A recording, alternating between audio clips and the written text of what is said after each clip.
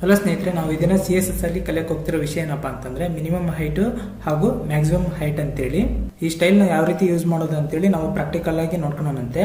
ಇಲ್ಲಿ ನಾನು ಲಾಸ್ಟ್ ವಿಡಿಯೋದಲ್ಲಿ ಹೈಟ್ ಹಾಗೆ ವಿಡ್ತ್ ನ ಬಗ್ಗೆ ಹೇಳಿದ್ನಲ್ಲ, ಆ ಕಂಟೆಂಟ್ ನೇ ಕಾಪಿ ಮಾಡಿ ಪೇಸ್ಟ್ ಮಾಡಿರ್ತೀನಿ. ಇಲ್ಲಿ ನೋಡ್ತಿರ್ಬೋದು ನೀವು, ಬಾಡಿ ಟ್ಯಾಗ್ ಒಳಗಡೆ ಒಂದು ಹೆಡಿಂಗ್ ಇದೆ, ಅದೇ ರೀತಿ ಒಂದು ಡಿವ್ ಇದೆ. ಆ ಡಿವ್ ಒಳಗಡೆ 4 ಪ್ಯಾರಾಗ್ರಾಫ್ ಇದೆ. ಅದಕ್ಕೆ ನಾನು ಐಡಿನ ಕೊಟ್ಟಿದ್ದೀನಿ ನೋಡ್ರಿ, ಫಸ್ಟ್ ಅಂತೇಳಿ. ಆ ಫಸ್ಟ್ ಅನ್ನೋ ಐಡಿಗೆ ನಾನು ಇನ್ಲೈನ್ ಸ್ಟೈಲ್ ಟ್ಯಾಗ್ ಏನಿದೆಯಲ್ಲ ಅದನ್ನ ಸೆಲೆಕ್ಟ್ ಮಾಡ್ಕೊಂಡು ವಿಡ್ತ್ 600 ಪಿಕ್ಸೆಲ್ಸ್ ಅಷ್ಟು ಇರಬೇಕಂತೇಳಿ ಕೊಟ್ಟಿದ್ದೀನಿ. ಹಾಗೆ ಹೈಟ್ ನ 200 ಪಿಕ್ಸೆಲ್ಸ್ ಅಂತೇಳಿ ಕೊಟ್ಟಿದ್ದೀನಿ. ಅದೇ ರೀತಿ ಬಾರ್ಡರ್ ಕೊಟ್ಟಿದ್ದೀನಿ 1px ಸಾಲಿಡ್ ಬ್ಲೂ ಅಂತೇಳಿ. ಈ ಫೈಲ್ ನ ನಾನು ಸೇವ್ ಮಾಡ್ತಿದ್ದೀನಿ min and max height.html ಅಂತೇಳಿ.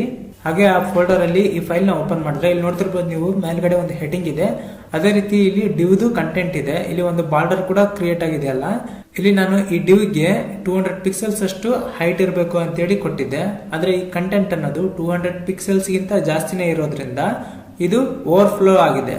ಈ ರೀತಿ ಓವರ್ಫ್ಲೋ ಆಗಿರೋದನ್ನ ಪ್ರಾಬ್ಲಮ್ ನಾವು ಸಾಲ್ವ್ ಮಾಡಬೇಕು, ಓವರ್ಕಮ್ ಮಾಡಬೇಕು ಅಂತಂದ್ರೆ ನಾವು ಮಿನಿಮಮ್ ಹೈಟ್ ಅನ್ನೋದು ಕೊಡಬೇಕಾಗುತ್ತೆ. ನಾನು ಇದು ಕ್ಲಿಯರ್ ಆಗಿ ಕಾಣೋದಕ್ಕೆ ಬಾರ್ಡರ್ 1px ಇದೆಯಲ್ಲ, ಇದನ್ನ 3px ಅಂತ ಹೇಳಿ ಮಾಡ್ತೀನಿ. ಹಾಗೆ ಈ ಫೈಲ್ ನ ಸೇವ್ ಮಾಡಿ ರಿಫ್ರೆಶ್ ಮಾಡ್ತಿದ್ದೀನಿ. ಇಲ್ಲಿ ನೋಡ್ತಿರ್ಬೋದು ನೀವು, ಬಾರ್ಡರ್ ಸ್ವಲ್ಪ ತಿಕ್ ಆಗಿ ಬಂದಿದೆ. ಅದೇ ರೀತಿ ಕಂಟೆಂಟ್ ಅನ್ನೋದು ಓವರ್ಫ್ಲೋ ಆಗಿದೆ, ಯಾಕಂದ್ರೆ ಈ ಹೈಟ್ ಅನ್ನೋದು 200 ಪಿಕ್ಸೆಲ್ಸ್ ಅಷ್ಟು ಮಾತ್ರ ಬಂದಿದೆ ಅಲ್ಲ. ಇದಕ್ಕೆ ನಾನು ಫಸ್ಟ್ ಓವರ್ಫ್ಲೋ ಆಗಿರೋ ಕಂಟೆಂಟ್ ನ ರಿಮೂವ್ ಮಾಡ್ತಿದ್ದೀನಿ ನೋಡ್ರಿ. ಈ 3 ಪ್ಯಾರಾಗ್ರಾಫ್ ನ ರಿಮೂವ್ ಮಾಡ್ತಿದ್ದೀನಿ. ರಿಮೂವ್ ಮಾಡಿ ಈ ಫೈಲ್ ನ ಸೇವ್ ಮಾಡಿ ಇಲ್ಲಿ ರಿಫ್ರೆಶ್ ಮಾಡ್ತಿದ್ದೀನಿ. ಇಲ್ಲಿ ನೋಡ್ತಿರ್ಬೋದು ನೀವು, 200 ಪಿಕ್ಸೆಲ್ಸ್ ಅಷ್ಟು ಹೈಟ್ ಇದೆ. ಹಾಗೆ ಆ ಕಂಟೆಂಟ್ ಅದ್ರ ಒಳಗಡೆನೆ ಡಿಸ್ಪ್ಲೇ ಆಗ್ತಿದೆ. ಇವಾಗ ಇಲ್ಲಿ ಹೈಟ್ ಇದೆಯಲ್ಲ, ಇದಕ್ಕೆ ನಾನು ಮಿನ್ ಹೈಟ್ ಅಂತೇಳಿ ಕೊಡ್ತೀನಿ. ಅಂದ್ರೆ ಮಿನಿಮಮ್ ಹೈಟ್ 200 ಪಿಕ್ಸೆಲ್ಸ್ ಅಷ್ಟು ಇರಬೇಕು ಅಂತೇಳಿ ಕೊಡ್ತಿದ್ದೀನಿ. ಹಾಗೆ ಈ ಫೈಲ್ ನ ಸೇವ್ ಮಾಡಿ ಇಲ್ಲಿ ಬಂದು ರಿಫ್ರೆಶ್ ಮಾಡಿದ್ರೆ ಇಲ್ಲಿ ನೋಡ್ತಿರ್ಬೋದು ನೀವು, ಏನ್ ಡಿಫ್ರೆನ್ಸ್ ಏನು ಕಾಣ್ತಿಲ್ಲ. ಆದ್ರೆ ಇಲ್ಲಿ ಕಂಟೆಂಟ್ ಅನ್ನೋದು ಓವರ್ಫ್ಲೋ ಆದ್ರೆ ಅವಾಗ ಮಾತ್ರ ಡಿಫ್ರೆನ್ಸ್ ಆಗುತ್ತೆ.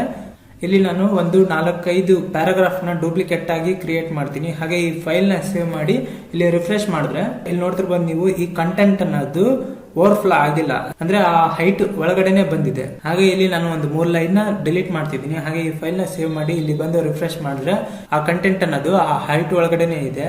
ಇದು ಓವರ್ಫ್ಲೋ ಆಗಿಲ್ಲ, ಯಾಕಂದ್ರೆ ನಾವು ಮಿನಿಮಮ್ ಹೈಟ್ 200 ಪಿಕ್ಸೆಲ್ಸ್ ವರೆಗೂ ಇರ್ಬೇಕಂತ ಹೇಳಿ ಕೊಟ್ಟಿದ್ದೀವಿ.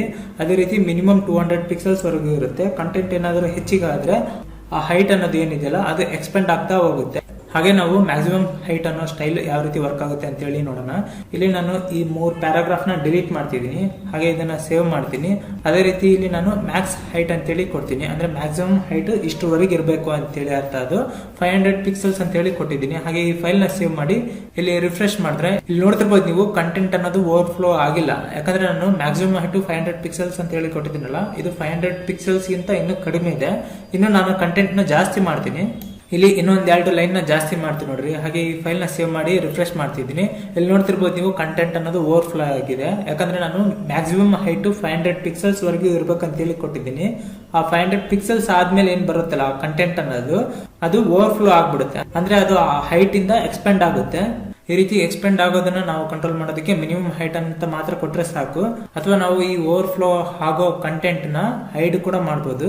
ಈ ಮಿನಿಮಮ್ ಹೈಟ್ ಹಾಗೂ ಮ್ಯಾಕ್ಸಿಮಮ್ ಹೈಟ್ ಇಂದ ಏನ್ ಯೂಸ್ ಅಪ್ಪ ಅಂತಂದ್ರೆ, ನಾವು ಒಂದು ಕಂಟೆಂಟ್ ಅನ್ನೋದು ಮಿನಿಮಮ್ ಆಗಿ ಇಷ್ಟ ಹೈಟ್ ವರೆಗೆ ಇರಬೇಕು. ಅದೇ ರೀತಿ ಕಂಟೆಂಟ್ ಅನ್ನೋದು ಎಕ್ಸ್ಪೆಂಡ್ ಆದ್ರೆ ಮ್ಯಾಕ್ಸಿಮಮ್ ಇಷ್ಟ ಹೈಟ್ ವರೆಗೆ ಮಾತ್ರ ಆಗ್ಬೇಕು ಅಂತೇಳಿ ನಾವು ಪರ್ಟಿಕ್ಯುಲರ್ ಆಗಿ ಮೆನ್ಷನ್ ಮಾಡಬಹುದು.